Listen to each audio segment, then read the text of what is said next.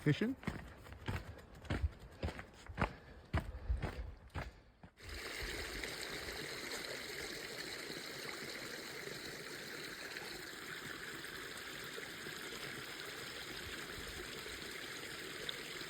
Mirror Lake lives up to its name, what can I say?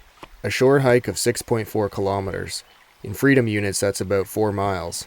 And 200 meters of elevation gain brings you up to this lake with a beautiful reflection of Mount Hood.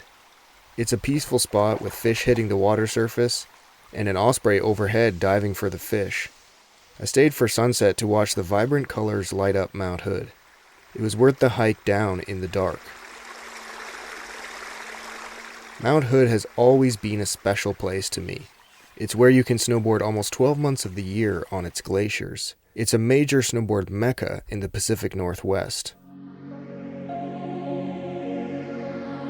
Although on this trip I didn't get to snowboard on Mount Hood, it still is inspiring just seeing it.